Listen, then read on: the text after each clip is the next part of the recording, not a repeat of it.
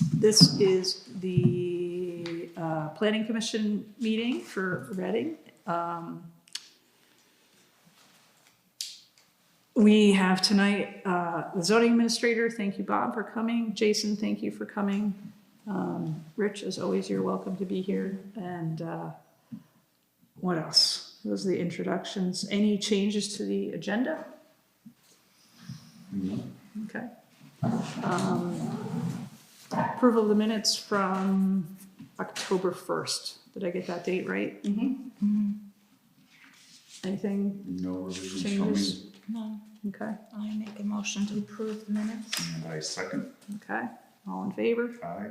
Minutes are approved. Reports, mail and email. I didn't check it today. There was nothing in the actual mailbox, so that's good. Regional Planning Commission, I haven't heard anything from Kathy, but I don't know if you're anything noteworthy outside of the map conversation we're gonna have tonight. So we do have a new, Logan was our transportation planner, he's now gone. Otis used to be there, he's now back, so Otis is our guy. Otis, remember Otis? Yep. And so we had talked at one point about the trail mapping inventory Yes. thing, and whether it's Otis or Kellen, I think Otis will probably be the person to talk to initially. So he started this week, so we can get you connected and get going. Okay, so it's no longer you doing all the jobs. It is not me, no. Okay. No. Can you give him, Yeah, I haven't even really talked to him about it, so I'm gonna give him the A heads update up? and then I'll connect. that'd be great. If Yeah. you could make an introduction Yep. with us, that would be fantastic. I can harangue him, but it would probably be better coming from you. I'll forewarn him that you will harangue him. Great. Energy Board, we'll try to catch up with them sort of for their quarterly report, maybe next round. Zoning Administrator, anything to report, Bob? Circling back to the energy board, the insulation upstairs has been completed in the attic. Awesome. We did have one little mishap the last hour, the guy stepped on board, wasn't attached, so his leg flew down to the ceiling. Oh my. Everybody okay? Surprise. He did not get hurt, but you can't even, they've come and fixed it, I defy you to go up there and find where it was. I'm not gonna look. So that is done and the hatch is sealed because you can't go up in there now, it's 20 inches of insulation. Awesome. What kind of insulation did they use? It's a blown-in cellulose or something like that nature. Yeah. And it's kind of neat, they go along on all the rafter supports, they're vertical, and they staple yardstick, for lack of a better word, it's a piece of heavy cardboard or paper, and it's got all the inches on it, and then they blow it right in everywhere to 20 inches for this particular building Awesome. to get I forget what the R value was they were looking for, but it was pretty high. Was there any insulation at all? Yeah, they Before? sucked that out a month or so ago. Okay. That was all taken out.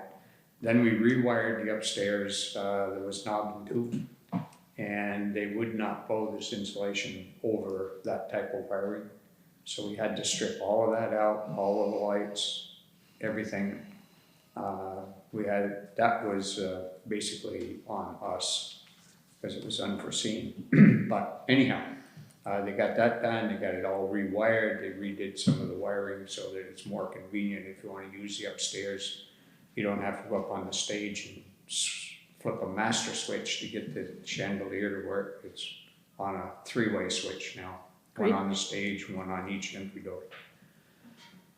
And this will be next, but that's going to be done during the downstairs work, which is supposed to start December 1st. Awesome. With the, Bill calls them mini splits, I call them heat pumps, but basically. And that's going to be located outside, but the distribution box is going to be in the cellar, so we won't see all these cables, if you want to call it that, running up the outside of the building. They'll come up the inside wall. Great. Is there still a plan to put up noise reduction panels in this room? Sure, they're right there behind the piano. Okay. Covered up. The issue is plaster ceilings and lath is finding where there is something to attach Hang it them on. to, because lath and plaster won't hold them. Yeah. And it's a very delicate process to put them up, and I have not been able to find anybody that wants to tackle that in town, so. And we need 2 more panels. I think they're $1,000 a piece or something like that. Oh, wow. That's a lot. They are expensive. Okay. Great. Thank you for that. Is update. the lighting gonna change? Yep. That's gonna change as part of the grant. This is knob and tube as well, so they'll just disconnect these lights and run a strip, probably right in the corner of the ceiling and the beam to come down. There'll be 6 new lights here probably, and then there'll be lights along that wall there that may be motion activated, so they won't be on all the time. Somebody walks in here and the lights will come on. Oh, that's good. Nobody walks in for X number of minutes, they'll go off again. That's the initial plan. We'll see what the initial cost comes out to be and adjust from there. Okay. Great. Thanks for the update. Out of curiosity, will all that information be in the Energy Committee's report? In terms of how much? Bill Newcomb is handling that, so I don't know if it'll be in their report or he'll do it as a separate entity. Okay. I'm not sure. It's under the MERC grant that we received. He's pretty thorough when he updates you with the select board meetings. Yeah. Costs and hiccups and things. Great. Okay, planning commission Yeah. or zoning administrator. In terms of zoning Did you issues. get a list of the 4 that have been done since end of September? I'm sure we have. We did in October, we had Yeah, they some. were done 4, well, 3 were done in October and 1 was done, well, actually today, yesterday. There was an equipment shed for coal. I don't know where that is, I don't remember exactly where that is. Anyway, an equipment shed there, Mike Sanderson's shed, he's on Brown Schoolhouse Road, that was 929, I don't know if that was in your report. Yeah, from last time. I can't even pronounce the name, Hari Mia, something like that. It's got a 37 by 24 and 25 by 22 attached garage and living addition. Dana Davis, a 10 by 12 addition, and the lady up here, a 22 by 12 shed. Nothing really major. Okay. Great. ZBA? Jane? Nothing? All's quiet. Okay. We are cooking right along. Well, I do have one other thing at some point, and I don't know when to bring it up. I have a single lot subdivision I want you to look at, another one. Okay. I don't know, you tell me when you want to see it. You mean tonight on the agenda or in general? Yeah, I've got it here with me. Let's talk about it now. It's your section. This is the Jason and Christine Titus lot up on Higgin Hill. They want to do a boundary line adjustment with the people that own the camp, way up on top of the hill that's off the grid. Kerry Jacobs. It's pretty simple, it's pretty straightforward. I just wanted to show it to you, it's one that I think I can sign and move forward on it. It's a little bit different than grading Heights one, it's probably in some deer corridors or deer yards, but there's no intent to build any buildings there according to the surveyor. Could there be a future intent to build anything? What's that? Could there be a future intent to build Well, the future would have to be discussed anyway, because it's gonna be married into their existing lot where their existing home is, or camp, whatever you wanna call it. So we're starting out with 2 lots, we're gonna end with 2 lots. One will be slightly larger than it is now, and the other one will be considerably smaller. And these are RR 25? What's that? Are they in RR 25? I think so. Yeah.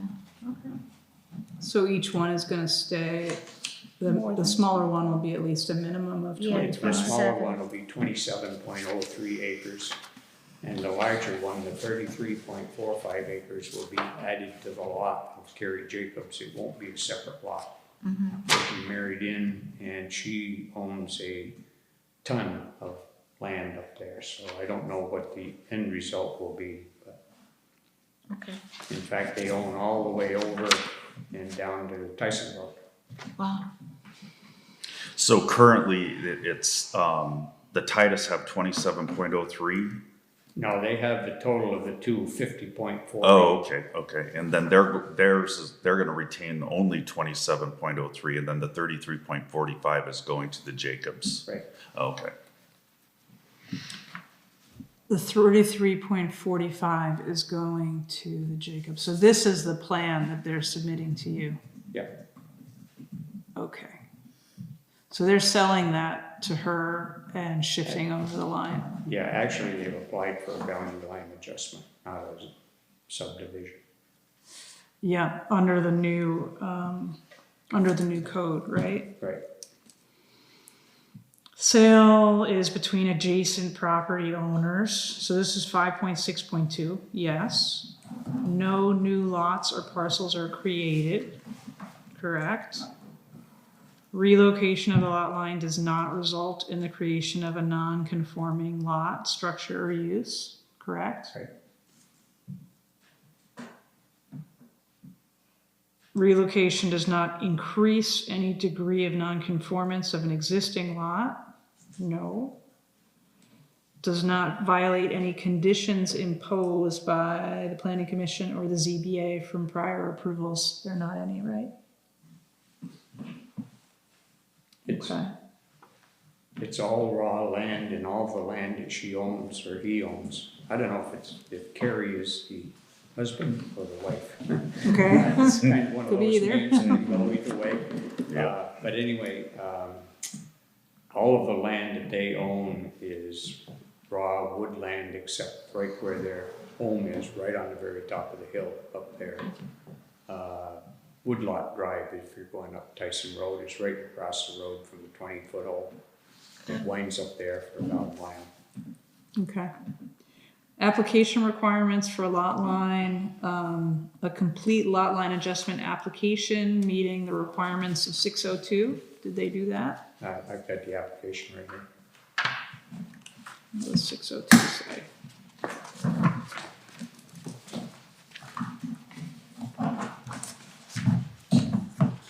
Well, maybe I don't. Yeah, I don't. There you go. So they've given an application For a that boundary meets your line application requirements.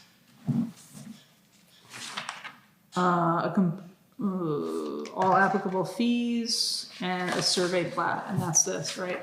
This is the survey plat. That meets the requirements of section 5.3.5.1.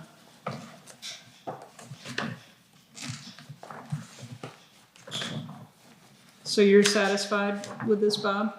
I am. I've had several emails back and forth with Gary Rapinati, who did the survey, and he has confirmed all what I just told you, when they're gonna marry that 33 acres into their existing lot. There's no intent at this time to build anything additional up there. Actually, that's not true. They've already got a permit to put an addition on the house, and they're in the process of building that, but there's no intent right at this time to build any additional outbuildings, if you wanna call it that, and certainly not on this lot. an addition to their place on Woodlot Drive. That's where that's Yes. their, Yeah. and is there, I'm looking at the survey here that says center of 50-foot right of way. Yeah. Does that go all the way through this 27-acre parcel and then, That is just for access, as I understand it, from this side of the hill. It comes off from Titus's driveway, and if you follow the dotted line, it gets them up into that section of the lot that will become theirs. okay, And if you know the topography, it's steep, so is it? they want access to this area. I guess that was what that was designed to do. Currently, there's nothing there. There's nothing been built. Well, I mean, I'm not, this is the quickest of quick reviews, but I don't see any issues with it. It seems like it's following under the new Yeah. prerogative given to the zoning administrator under the revised code to kind of simplify things for people who are just doing exactly this, a lot line adjustment. I agree. Any issues? No. Okay. Yeah, I was thinking about just signing it and letting it go, and then I said, no, I can make the meeting Wednesday night, I'll take it in and see what they have for questions, so if there's Yeah, another, no, thank you. I'll know all the questions to be sure to have answers for. Well, especially because it's a new provision, but we're not looking at the map for the deer habitat Well, I area. have that here.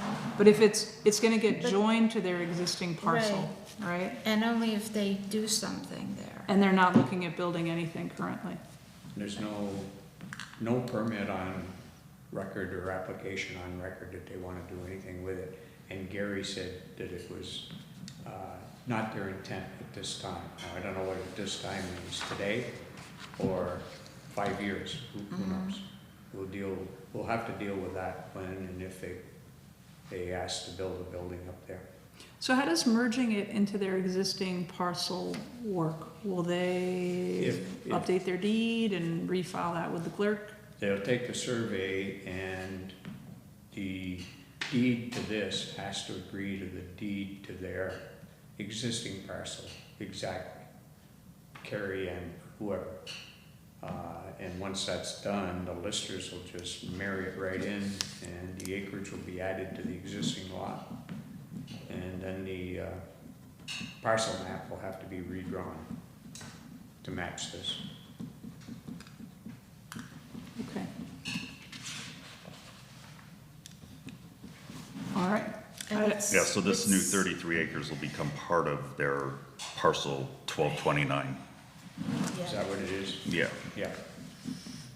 it's adjacent to Reading Heights, so it's interesting. The giant Yes, 12. The giant parcel of Reading Heights. Yeah. Okay, That sounds like a soap opera, Reading Heights. at least a novel. Great, so you don't need anything from us, it's just informational and just to check it out. Good, Thank you. thanks, Bob. Appreciate the opportunity. And actually, Stacy, I can't confirm that because they have another adjoining parcel that is 3036. And I'm not sure exactly which one they're gonna marry it into, but one of them. Mm-hmm. That's the one, 3036 comes down to That corner. Tyson Road. And that's where their house is. No, I On think their house is 3036. in 2029. Oh, it Or is? Oh, 1229. okay.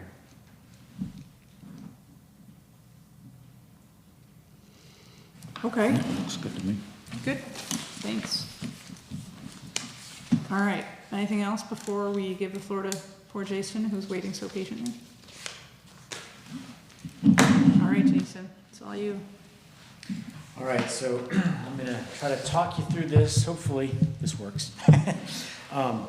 So I think we talked last time about Act 181, which the legislature passed a year ago-ish.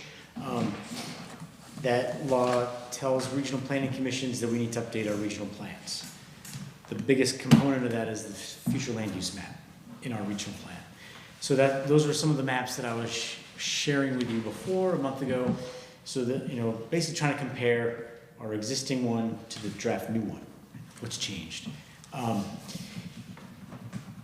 lot is similar. So the 2022 one, if you have that in front of you, it looks different. There's a lot more rounded edges and some things like that. But it has a conservation area. The new one has what's called rural conservation. And basically the policies are the same. Those are really not changing. Why are they changing the name?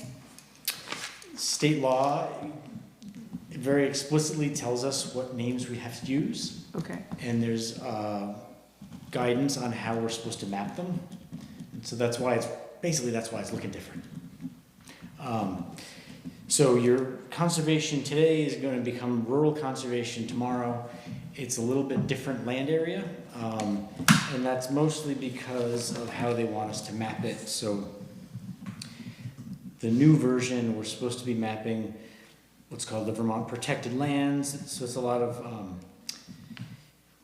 protected, easements and state-owned lands. Class 1 and 2 wetlands, forest block, priority areas, elevations above 2,500 feet in elevation. That's sort of what's included in that. And I don't love it, but it's parcel-based. So the new one is parcel-based. The old one was more resource-based. I prefer the old one, but the new one is how we're supposed to do it. In the 2022 map, you had working lands, so kind of working from the most remote to the most built-up parts of town.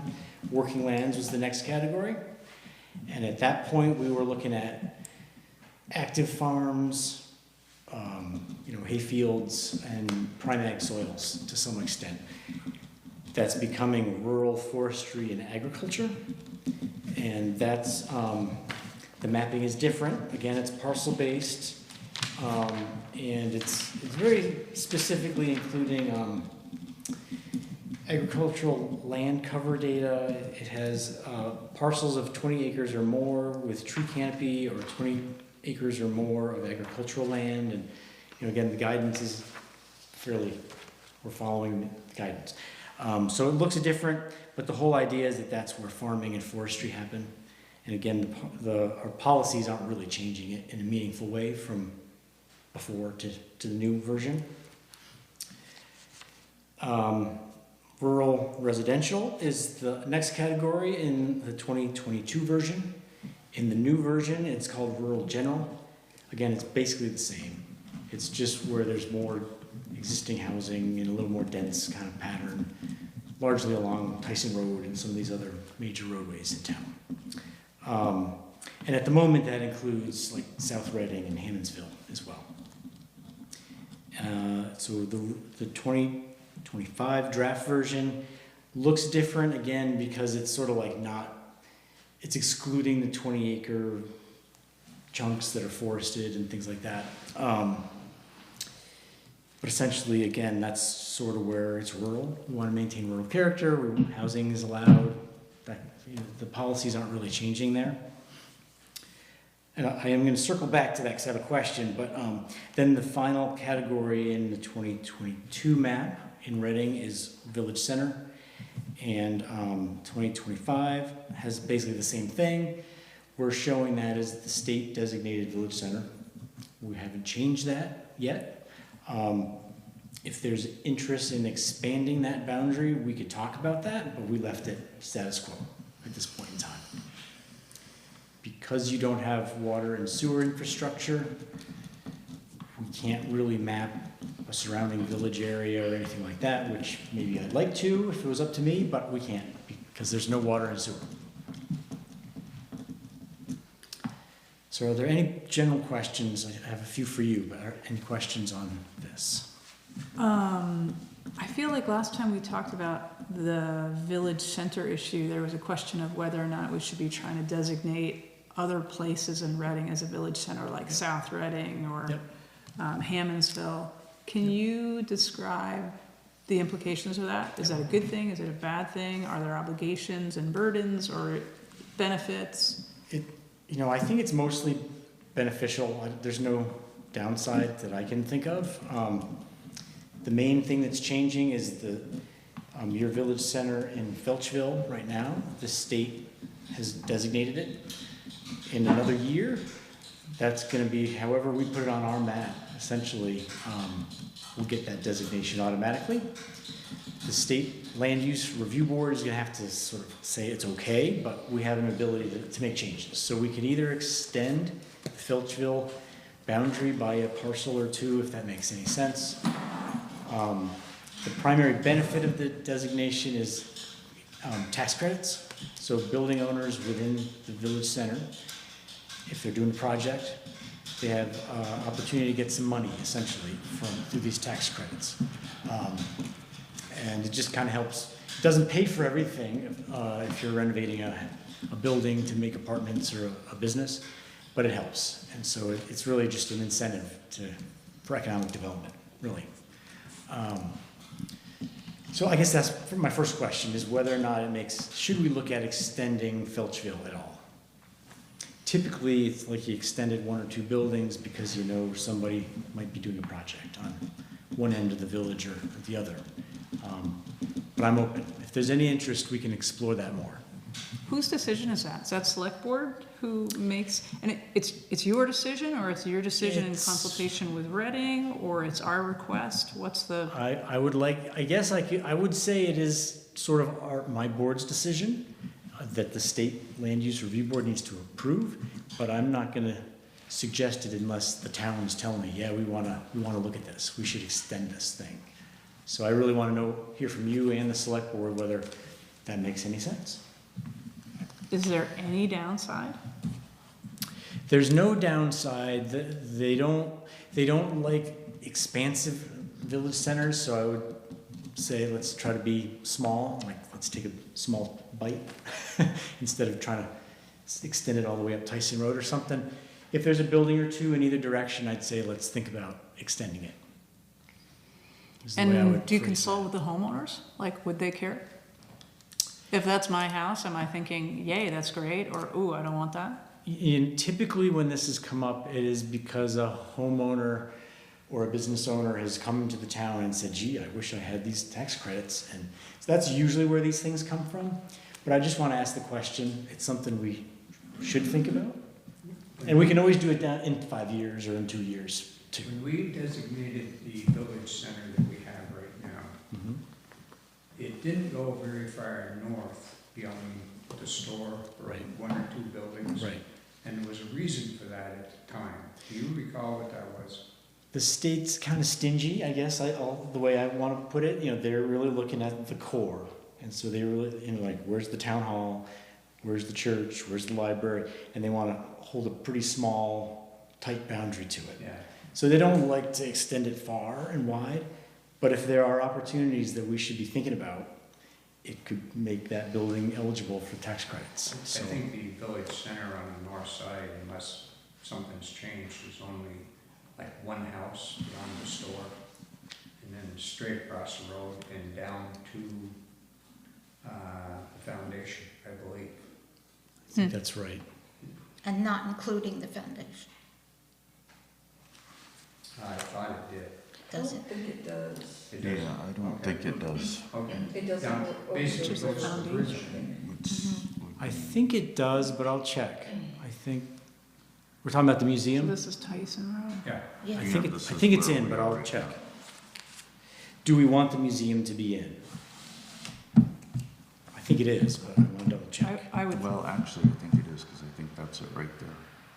It's across, because that would be the river. I'm not sure, but I know this. I think it is in there. It looks like it jumps the river. What's that? It looks like it jumps south of the river on this map. on this side. Mhm. So what's that part then? Is that school land? I think that would be the school land. I think that is the school, yeah. I can't tell if the Reading Greenhouse is in or not. It should It be. should be, it's It river. should be. Yeah. Although doesn't look I don't like think it it is, is. I think though. that's No. this, isn't it? No, this Reading Greenhouse land is this land here. That does that little U shape. So I'm thinking that should be in. If it's a mapping error, we'll fix it. If it's an expansion, we can come back and talk more about it, right? I think that should be in. I gotta believe it's a mapping area, because I thought that So- it was all inclusive Could be. of the, residences or whatever from that line there down to at least to the bridge. I thought it included the reception center and the museum, but Well, on this map, It does. I mean, it's hard to see it, but there's Tyson Road. And then it kind of looks like the property that is going back to the greenhouse is not included on this. Right. And I would think that should be, But the Yeah. hardware store is. but the hardware store property looks like it is. Yeah, so that could be a mapping error. I'll check that out, but, well, they Yeah, may have 'cause here's the excluded Grange. commercial property. It's the shape Down of the there. Grange. And I bet you that's the museum right there. And actually, when you compare it to the old map, it is not at all the same. It looks much more choppy. So the old map has a pretty solid pink block. yep. And the new map has some cutouts on the right-hand side and also a weird cutout down by the Hall Art Foundation. Yeah, so I do think it's more of a mapping error than anything. It should look, I think, more like the 2022 version. Okay. So right now, it's a lot smaller than a 2022. Yep, Yeah, the 2022 would include the greenhouse property. yeah. I think that's the way it should look, so. Okay.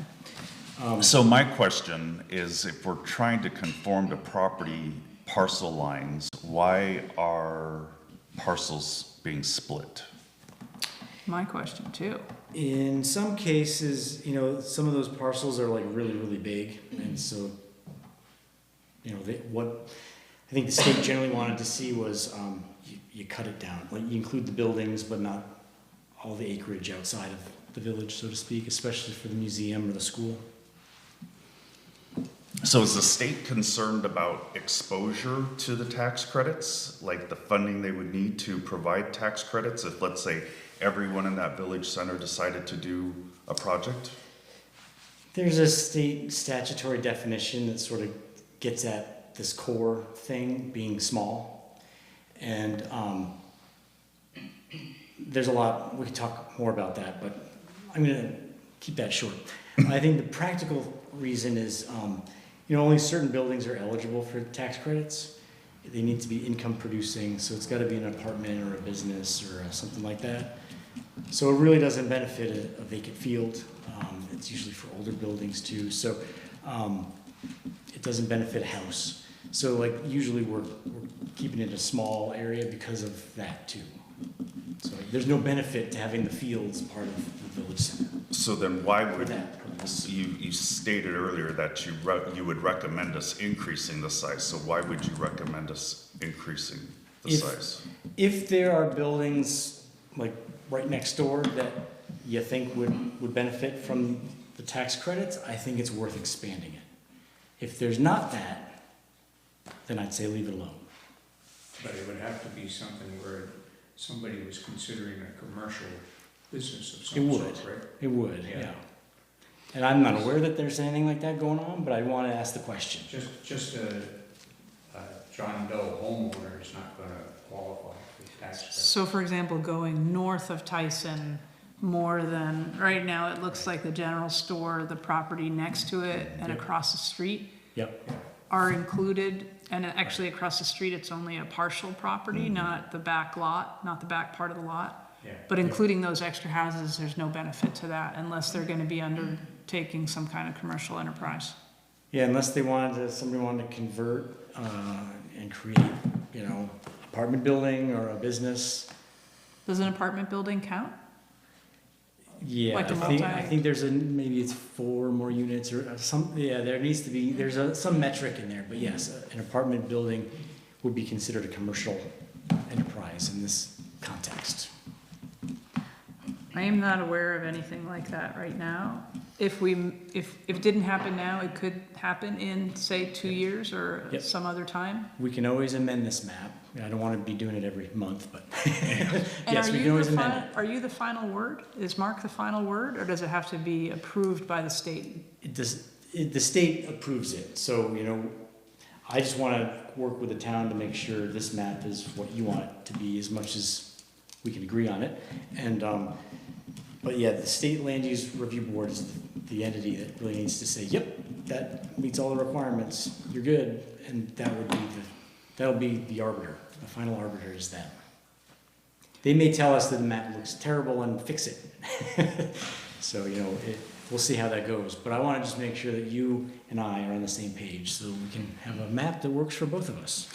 So expanding out, when you compare the two, let's set the village aside, it looks like there are quite a few parcels that were redesignated in a large portion of the town. Yeah. All of this and all of this, and So now there- all of a sudden it's all of this and all of It this. looks like there used to be a lot more conservation. And That's that true. now has been broken up into rural conservation and I guess rural ag and forestry. Yeah, the short answer is we were previously thinking of conservation as including forestry type uses, generally speaking. And now we have to break that out into this new rural forestry ag category. So we're kind of combining our old working land category with a part of, if you will, the old conservation area. And it looks different because it's also based on parcels. But I think in practical purposes, there's not a huge difference. Both categories allow for development. You can build a house, you can build a barn, you can have a farm, you can do some forestry. We really just are trying, the policies behind both of those new categories is really just try to maintain rural character and try to avoid forest fragmentation. And, that's putting it simply, but that's more or less it, and that's not changing. So say you had a parcel that fell into either one of these categories, rural ag and forestry or rural conservation, and you wanted to develop it. Mm-hmm. So say you have 100 acres and you want to break it up, if you're in RR10, you want to break it up into 10 separate parcels and create housing. Yep. Is that permissible under these categories? Does it change at all from the old categories of, what was it called? It's, Conservation, or no, working lands? Yeah, if it wasn't a problem yesterday, it's not going to be a problem tomorrow, to put it simply. If it's well, I guess in your case, 6 acres or more, it would go through Act 250, and they would look at the regional plan. Six parcels or more. Correct. Right. 6 parcels or more, if I misspoke. Yep. So if it's going through Act 250, they're going to look at the regional plan. If it's 5 or fewer, they're not, and this plan really wouldn't make a big difference in that case. And yeah, it could make a difference, but again, I think the town plan and the regional plan are fairly similar in that part of town, so I don't see it as a big difference. If we wanted to see the old definitions of working lands and conservation in 2022, and then the new definitions of these new categories, can you either point us to how to look that up or send it to us?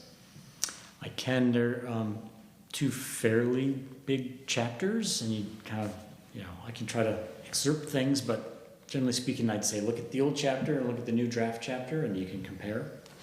Remind me what the chapter number is. I think it's chapter number 3. I can follow up. Okay.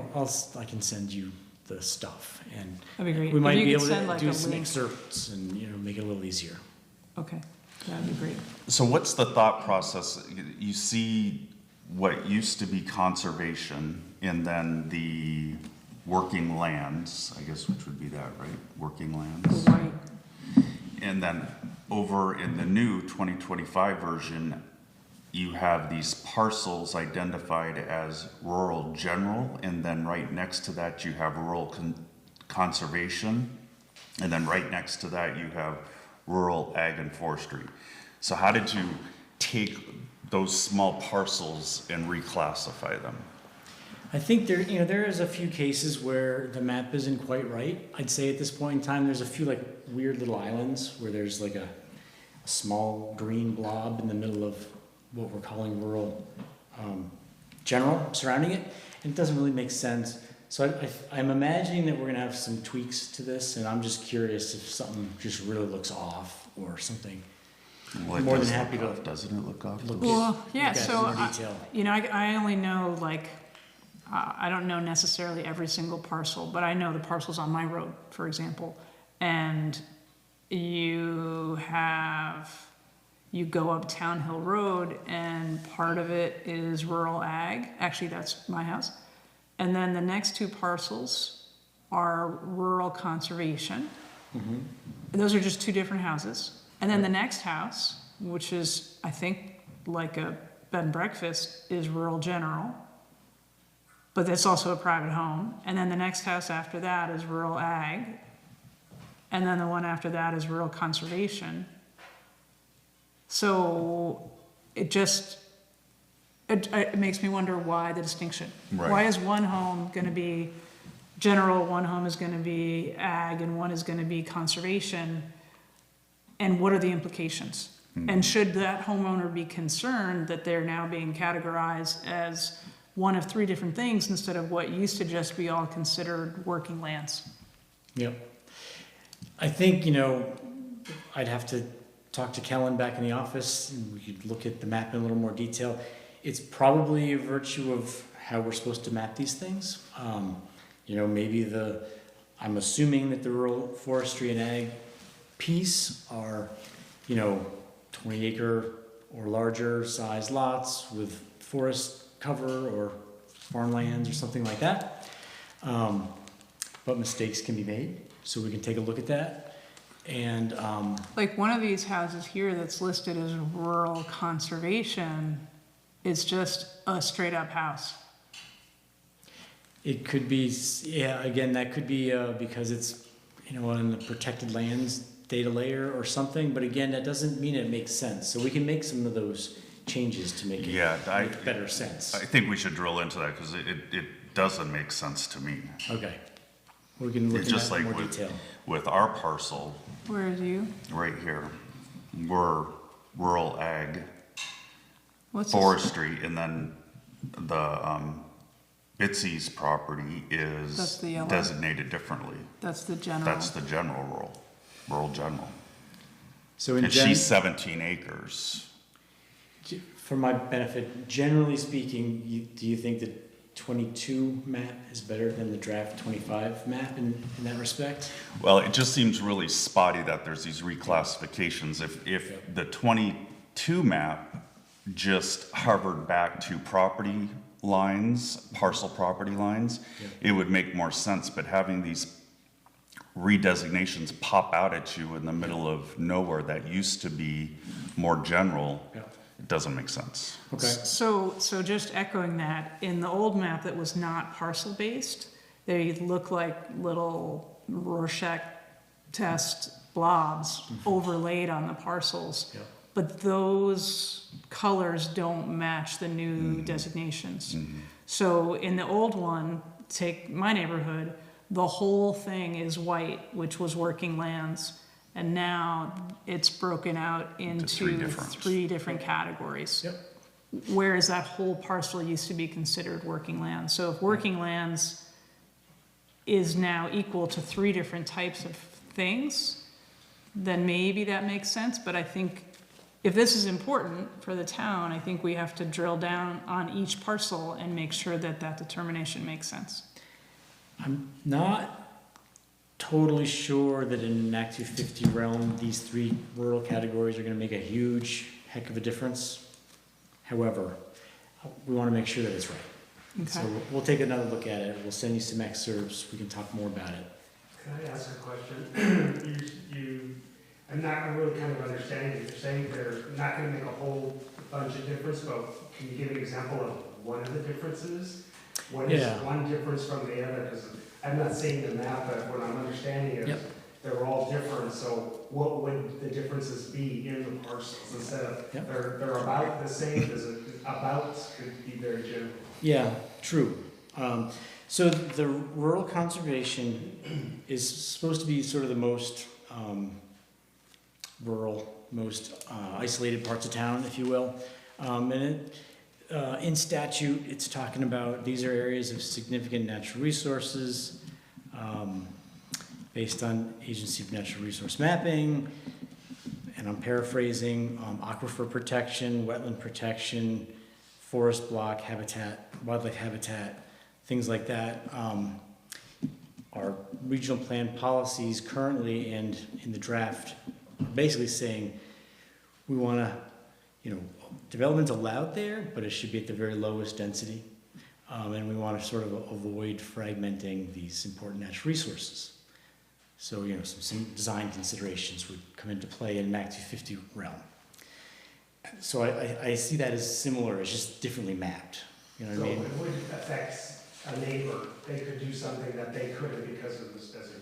So this is what I'm thinking about. So if my property is X and your property is Y and Bob's property is Z and we're 3 houses in a row and 3 properties in a row, it has to be rational and fair. And it seems like the old designation had us all in the same basket, and now we're in 3 different baskets, potentially, kind of all over town.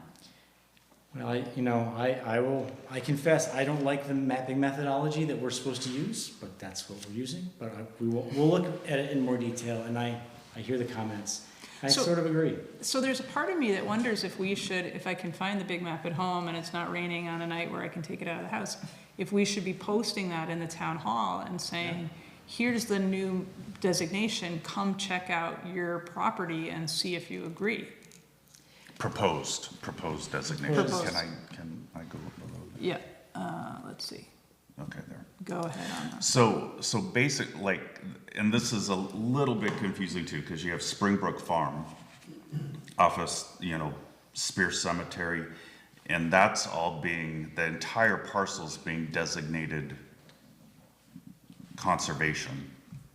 Conservation, dark green is Where conservation. before, Okay. it had sort of like a blurb, Yeah, different- it was both conservation and working lands. So, Okay. is this parcel? It would be that parcel right there. It's Right here? it had it. Because that is the little red house off of 106, and then you get up to the Springbrook Farm sign and it goes up. Yeah, so Springbrook Farm used to be partially conservation and partially working lands, and it now looks like they are all conservation. Yeah. So like their property, half their property usage has changed. Does it matter? I don't know. This is all a little bit confusing and all well and good if that's what they've decided. But what does the 3 different designations do for anybody or Right. hamper anybody from them? Right. So I think That's the issue. the intent of the conservation is to more or less protect those important natural resources. The intent of the rural agriculture and forestry is to protect, forestry and agricultural resources, right? And so in both cases, development's allowed at lower densities, and we want to minimize fragmentation of those resources in either category. I don't see it as a huge difference, to be totally honest.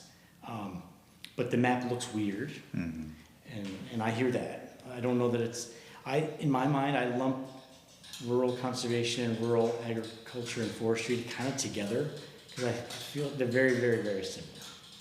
It's just in one, you're trying to protect habitat, whereas in the other one, you're really just trying to protect farm soils or, forestry lots. So Jason, when we're just furthering this neighborhood, if you will, Springbrook, you go up to Spear Cemetery, and all of that sort of looks the same. Some of the land's been developed, some of them have houses on them, and it looks like several of the houses have been redesignated in the new map to Rural general. rural general.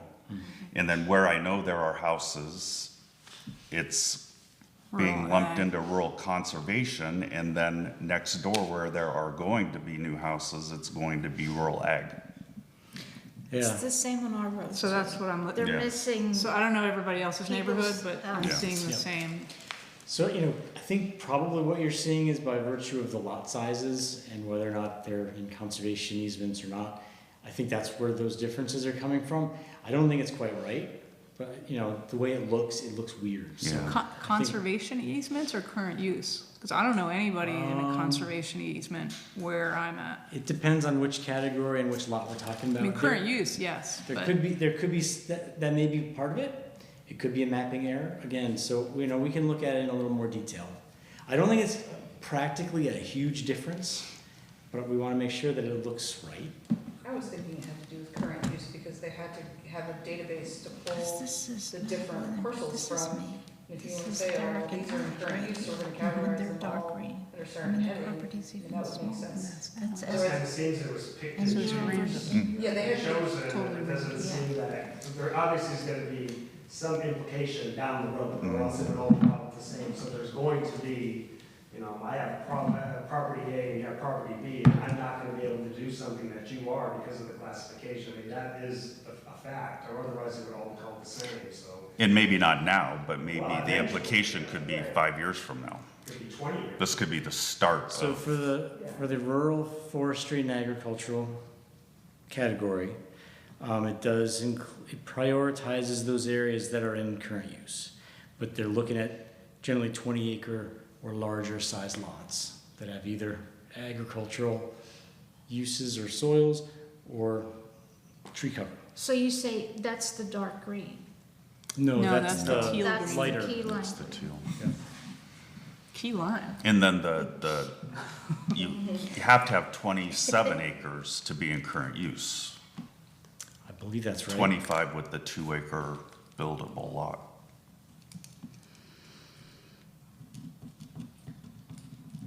so I wanted to circle back, because I had a question about the village center part.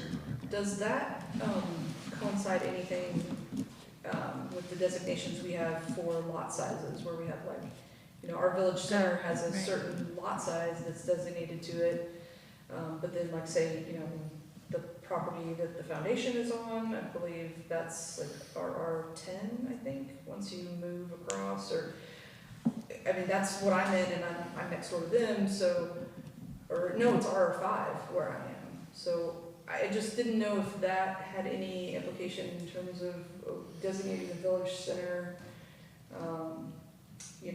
as like you're saying, moving out, if, say 5 houses up here, somebody wants to convert a home into, I don't know, a bakery, whatever. Would they then go and say, I want my house designated as village center so I can qualify for these tax credits? Would that be a process that person as a business entrepreneur would need to go through? Or would that be something they could present to the select board to have that adjusted in the future? Or would it just be easier to blow up the village center a little bit to add to? So it doesn't sound like it's in the select board's purview at all. It's really in Well, yeah. Mount Scottney Regional Commission's purview, subject to state, with I an mean, attempt to agree with the town. Is that right? It's, this is our document, we're the ones preparing it, our board approves it.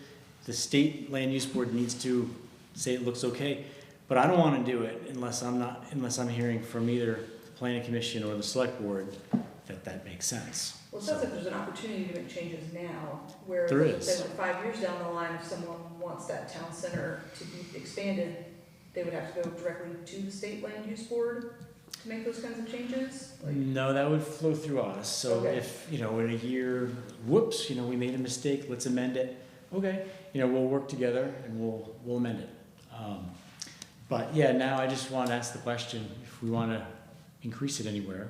I don't want to forget the rural conversation. I'm sorry. I don't want to avoid the rural conversation, but, back to the village center, we could either extend it or leave it as is. And there's still the question of, should we have a new village center in South Reading? or not. So I'm, South Reading, are there businesses in South Reading? I was just gonna mention that, I mean, there's a lot of homes in South Reading. don't know of any Just the food commercial shop. enterprise, but somebody may have a home-based business along the street there somewhere, but I don't know who it would be. In Hammondsville. Hammondsville, It's though. commercially zoned. Yeah. Hammondsville might be a good candidate, because that's got the former keepers in it, it's got the logging, landing, there are some commercial properties in there. The real estate. The real estate, well, it's now an Well, that's Airbnb. a house now. I mean, if there's truly no downside and there's a potential upside for the building that is formerly keepers and that logging business, We can take a look at that. We'll take a look at that. I want to just make sure it makes sense. You know, there's floodplain issues. There's some other things going on up there. So we just want to make sure that the rules that the state is looking at make sense. But yeah, we can look at that. Not necessarily South Reading though. That doesn't sound like it really benefits that area. if it doesn't benefit residential and it's really targeting only kind of economic, commercial concerns, Yep. unless anyone can point to some commercial businesses there, I don't know of any. So does that also mean, say Hammondsville, does that also mean that a house that's only a house now that's in the would be in the designated area could become a business? I mean, well, they could become a business anyway through zoning and other things. I mean, there's still the local control thing going on. But if we had a village center designation, if it's a qualifying project, they could potentially get some tax credits. So potentially that would help them. So I would give you an example for arguing in favor of Hammondsville. When the Reading Community Trust was trying to evaluate potential buildings for redevelopment that were not in use at the time, formerly Keepers was not in use. If that had been the site selected, they would not have been able to take advantage of any tax credits because it Right. was not in the village center. That's true. But if that were a village center and that building or the logging landing came up for some kind of interesting redevelopment plan, if it's in the village center designation, then they would be able to take advantage of that. Is that right? Generally speaking, that does need to be a qualifying building, so Subject probably to the the log conditions. landing, no, but maybe keepers, I don't know, but we can look into that. Okay. Yeah, I think we should look into that. okay, we will. Going back to the rural designations and all those, I think, I guess what I'm taking away is that we're all slightly wanting more information and a little skeptical about the changes, particularly where they're not matching the old map. So it would be Yep. great if we could continue this conversation Yep. at the next time, if you're willing. I am willing, we are under the gun to get this to the State Land Use Board for a preliminary review in February, so the sooner the better.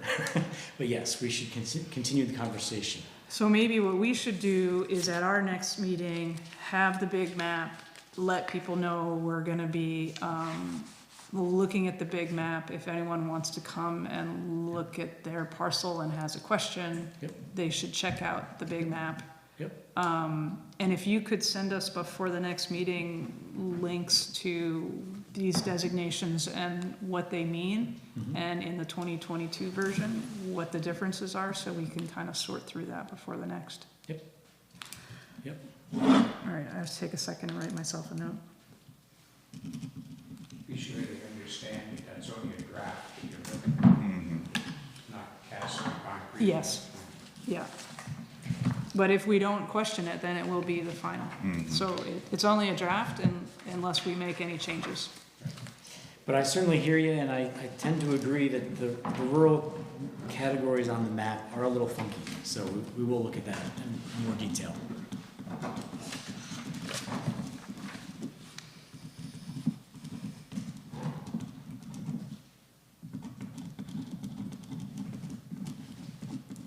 Okay.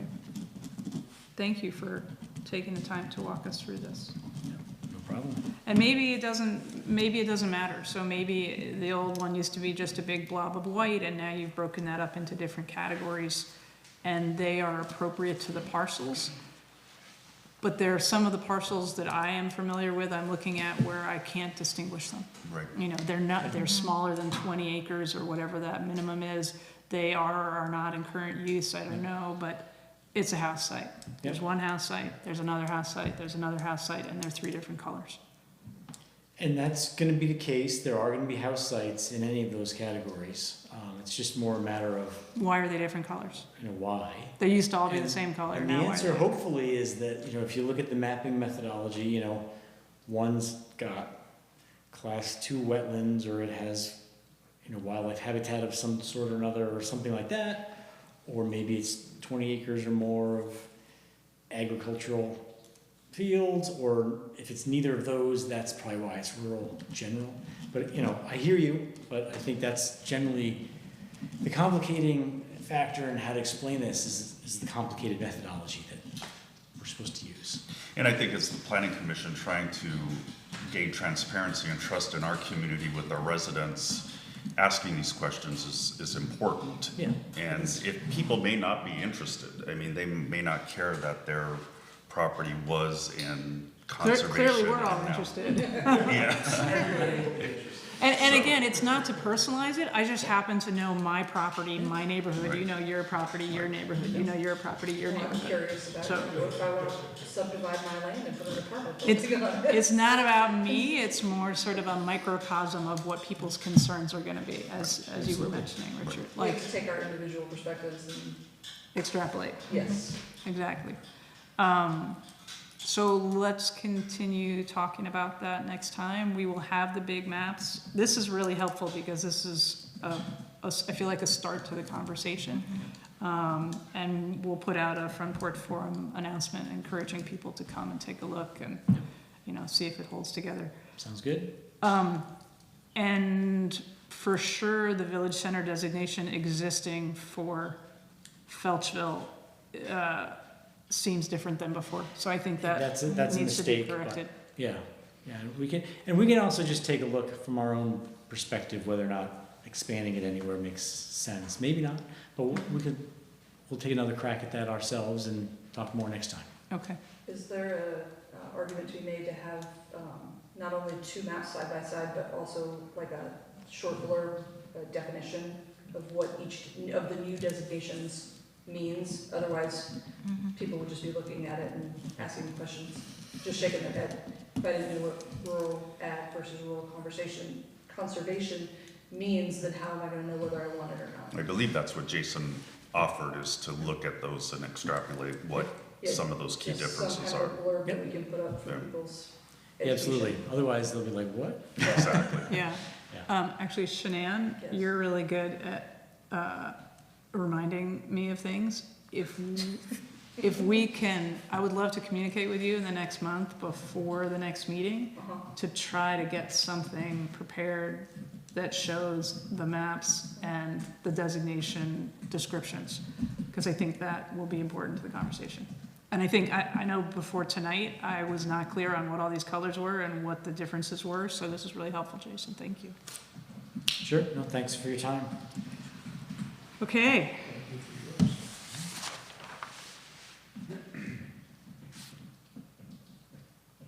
You're free to stay or leave if you want, but I was just checking, am I done? I think you're done. Okay. Thank you, Jason. To be I continued. do Well, wanna come back. before you go, I believe we're gonna just jump ahead one item. I think our next meeting is Wednesday, December 3rd. Is that working for everybody? Well, I won't be here. You won't be here. Can you zoom in? I will be able to zoom in.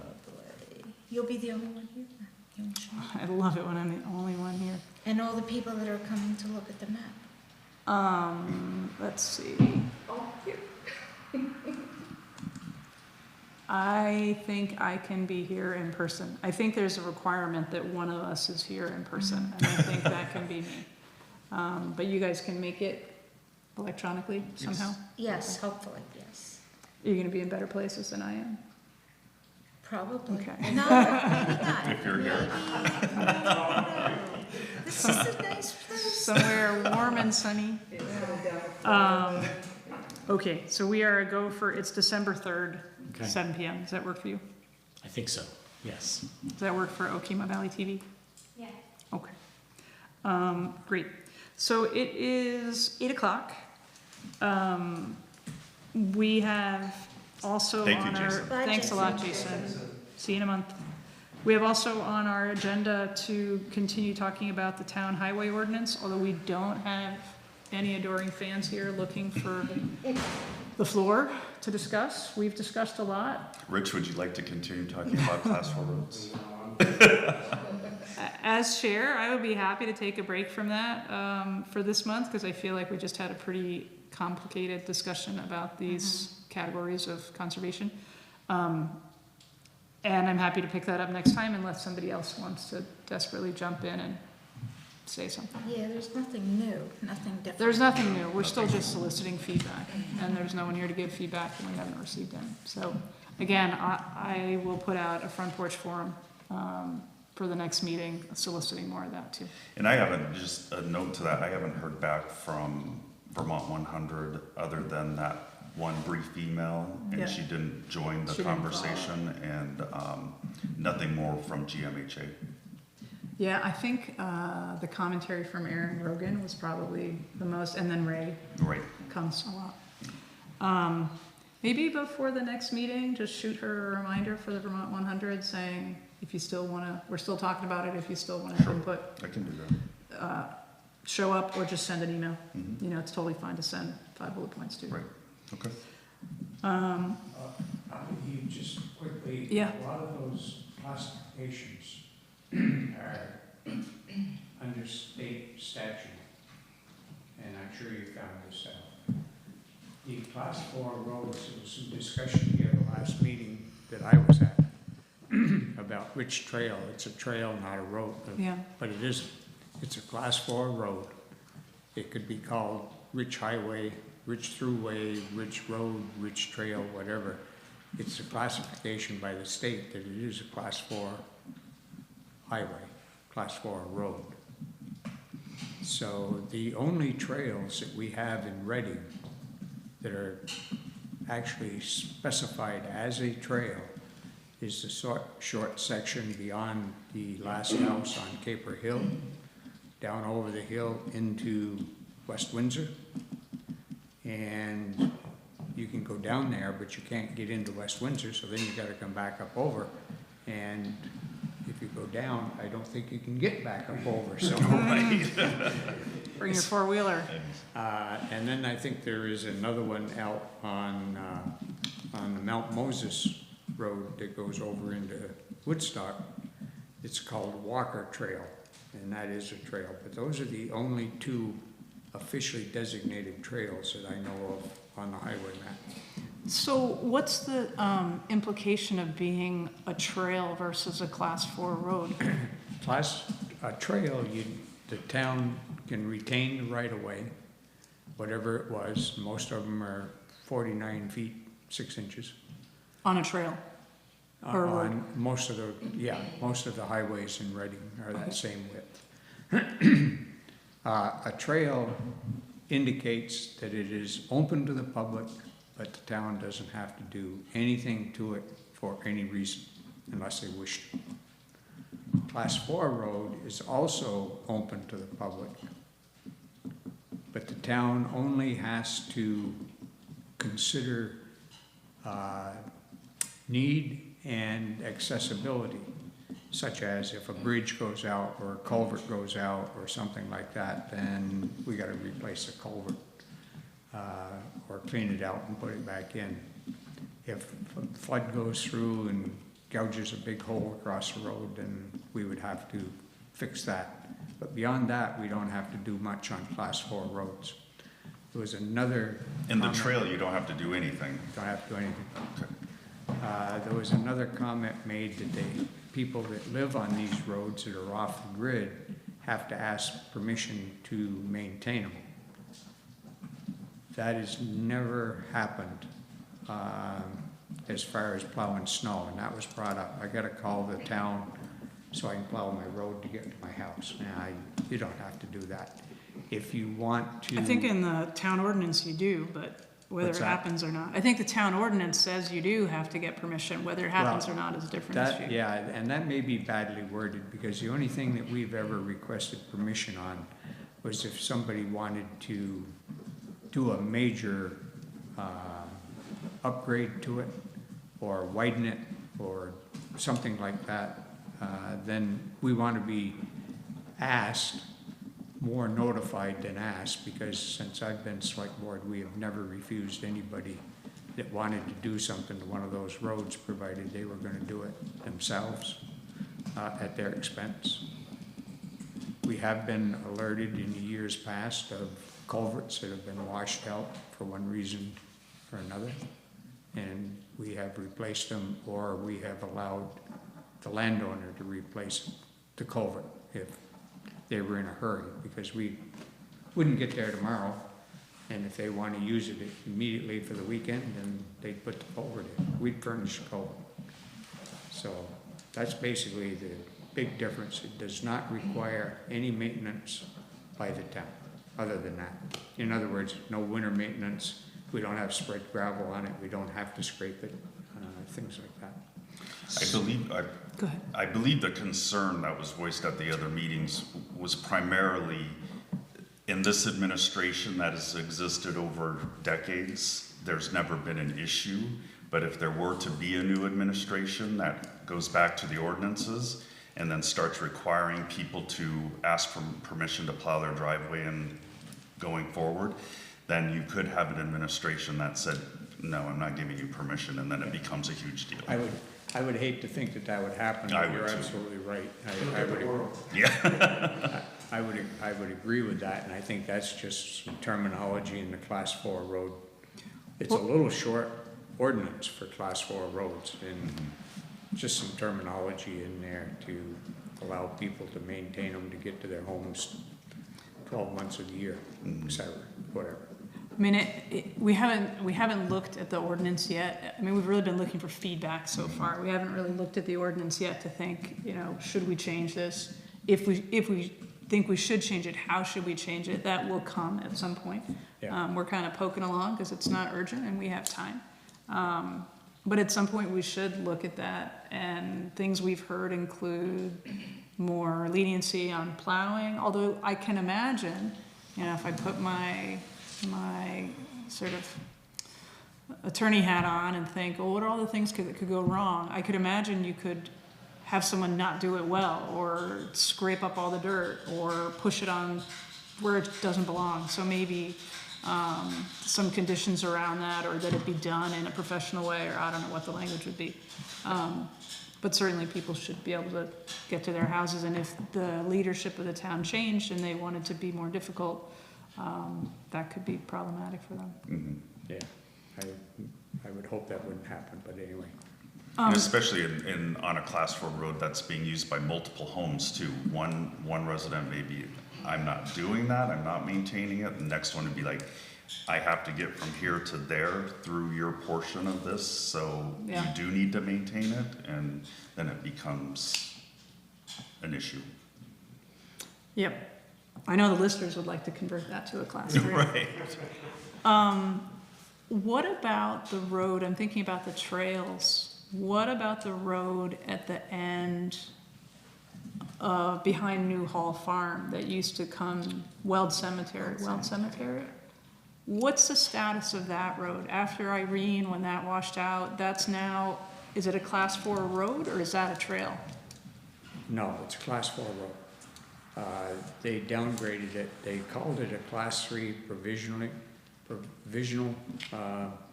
highway for a year or two. And then, I don't know, 2 or 3 years after Irene did the damage, the road had been put back by Green Mountain Horse Association and others so that you could get through there with horse and buggy, or horseback ride, or a motorbike. ATV could probably get up through there. But it was a narrow road, nowhere near wide enough for your car or mine. And that's the way we decided to leave it, because there was no need to get down that section from Sternox, Newhalls, down to the corner.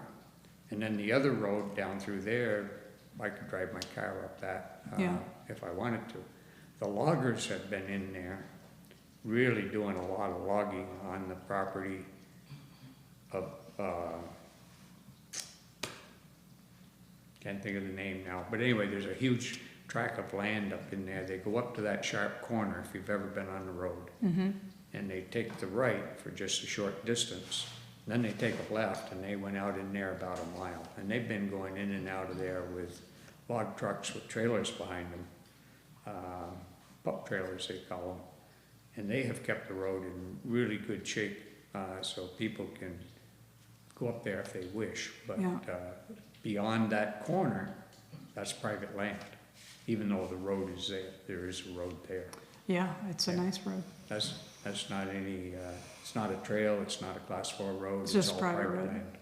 Who owns that land? Is that state? I'm Is that trying to logging think, it's a company? large logging company. Okay.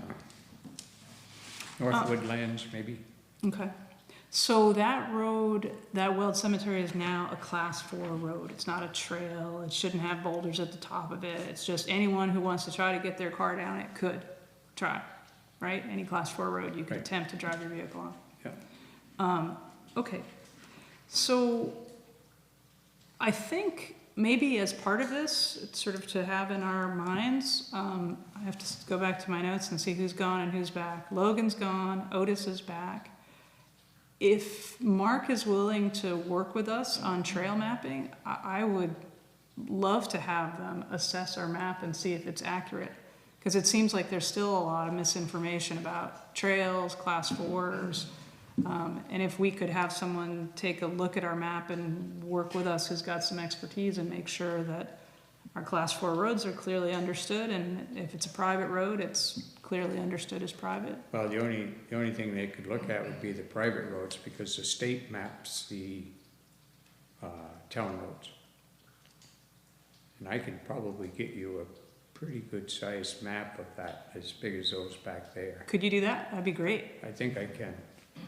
I can. We can add that to our map collection. They sort of guard that like it's their own personal land, but If you could get us that, then we could take a look at it, and like these parcel maps for the Mount Scottney Regional Commission, it would be great just to I'll have get a you one. reality It check. may be a few years old, but the roads haven't moved.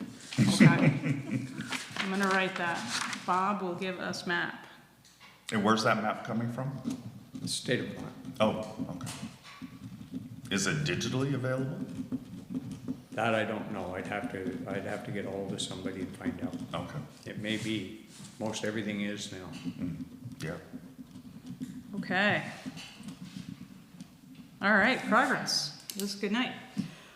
I got one more thing. Yes, I'm sorry to take up so much of your time. we're glad you're here. I have had a call from a real estate agent and also a potential buyer of 419 Bailey's Mills Road. Not sure if you're familiar where that is or not. It's a chase property. Oh, We're gonna say that we've moved into other business.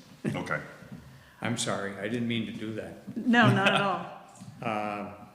The question that I've been asked is, if someone purchases that property, can it be used for a wedding venue type of situation? And this was just asked of me this past week. And I said, well, wait until Thursday morning and I'll give you a better answer. But my initial thought is that if somebody buys the property and they want to have a wedding venue there, they look at the zoning ordinance and see if they can pass the requirements of no permit or a permit. And if they need a permit, then they would come and ask. If they didn't need a permit, they would just hold the day's celebration and go.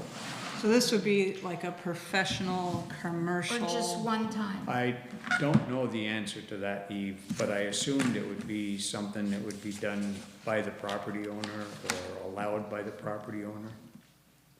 But on like a basis of 10 per year or one, like, Because We don't know. don't weddings fall under, there's a certain minimum number you can do, do they fall under that? 12. 12 per year. 12 per year with no permit? Yes. And that's a state. I'm gonna defer to you guys on that. Well, if you look in there, there's a section that has exceptions. If you read the exceptions, explains it pretty well. I don't see any reason why I would tell them right now, no, you can't do that.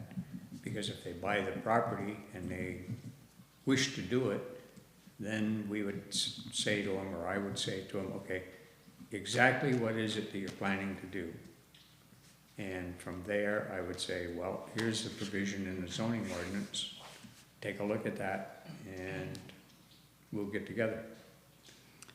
I think that makes sense. I mean, I think it's hard to answer a question in a vacuum for someone to say, can I use this as a venue?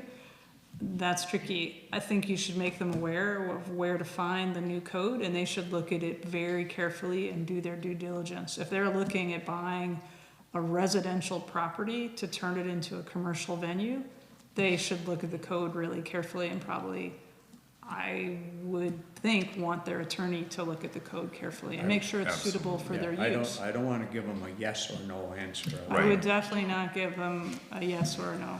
Yeah. I would definitely not give them a yes. It's a rural residential property. Right. There's neighbors like right there. And you wouldn't want to have Neighbors this, right there. you wouldn't want to have the same thing happen that happened between Vollers and Chase, where Chase assumed because Vollers was doing something, they automatically were able to do it.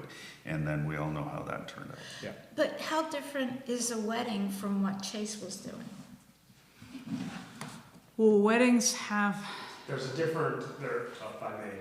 Well, I know The there's state more of- music at a wedding. Well, the state of Vermont specifically says weddings are okay up to 12 times a year. It doesn't say you can go shooting up for 12 times a year. That comes in the whole Second Amendment.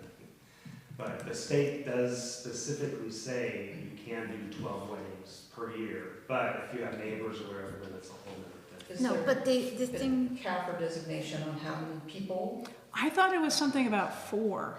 What was the 4? Like it was in the bucket with garage sales Not to exceed 4 days. on weddings? For any one particular event? An event. because I'm If you thinking, have an event, it's not supposed to exceed 4 days in duration in any one time, and you can have 3 or 4 of them a year, I believe. Back to the 12 days, basically. so I'm foreseeing a problem that may not be a problem, that they get a permit to do, they buy it, they get a permit to do their weddings, and then Chase comes back at us with a lawsuit, why No, couldn't don't go there. he- No, no. Why no, couldn't no. he do what he was doing, and we're allowing this to happen? I think that's too many hypotheticals. Yeah, absolutely. Yeah, I'm not sure. So the question stands to you. They're asking you to say yes or no to, can we? Before they buy Well, it? actually, they were saying, the other part of the question was, does the town of Reading allow events like this? Depends. So I'm just looking at the code. I don't think that it is reasonable to expect us to answer sort of a hypothetical at this point. I think the duty is on them to do their due diligence Based on, and check out the code in advance. I know that I'm looking at a draft that I found in my email, so this isn't the final code. But under 5.1.2, there are exemptions where no zoning permit is required for garage sales, yard sales, auctions, weddings, and similar uses which do not exceed 3 consecutive days per event, nor more than 12 total per calendar year. Yeah. It's expected that these uses operate in a way that they will not have an undue adverse impact on parking, traffic, or public safety. Yeah. So, speaking for 1/3 of our commission, I would recommend that you go back to them and just recommend that their attorney review our bylaws and our ordinances. That's what I intend to do. In fact, I've got the email practically all written, but I said, well, I'm going down there tonight anyway, might as well stir the pot. Because the last thing you would want to do, stir the pot. The last thing you'd want to do is put the town and yourself in a box. Right, it's gotta be worded such that, okay, you search the zoning board and do what you think is right as far as buying the property. Then if you wanna have one, come and see me. I think that's right. So I think as with any buyer of a piece of property, it's up to them to decide if it's gonna fit their purposes. The zoning code is online, they can check it out. Yeah. And they have to figure out what kind of parcel it is, what that is zoned as. I think that's RR5 or RR10. And have to look at the exemptions and see if that fits. And then we also have now, we don't have a noise ordinance, but we do have performance standards for the code, which they should also take a look at, because there is information in there about noise. I mean, it's a pretty residentially area there, and if you're gonna have big loud music late at night, it may not be appreciated. I By the think one of neighbors. the By the things that's coming up on from your real estate brokers in selling properties, are there any zoning issues? Because I have had umpteen calls, is this property have any zoning issues? In other words, unpermitted buildings or things that were not permitted by the town through the zoning ordinance. This Mostly- particular building, No, property, or in any general. property? In general, I've had, I don't know how many questions this past year or two. Asking for you to opine on whether or not they are in compliance with the zoning code? Past owners.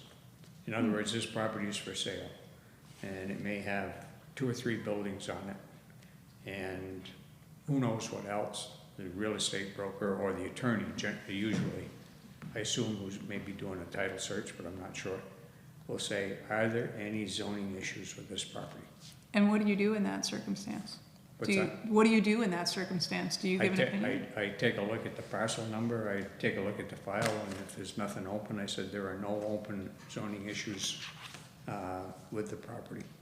So that information is also something that's publicly available. They could check that themselves, right? They could go to the town clerk and pull the files. Yeah, Look at the deed, they could do the same thing. parcel. They could go pull the zoning file, which is in the office. for Well, the that's parcel. good of you to give them that opinion.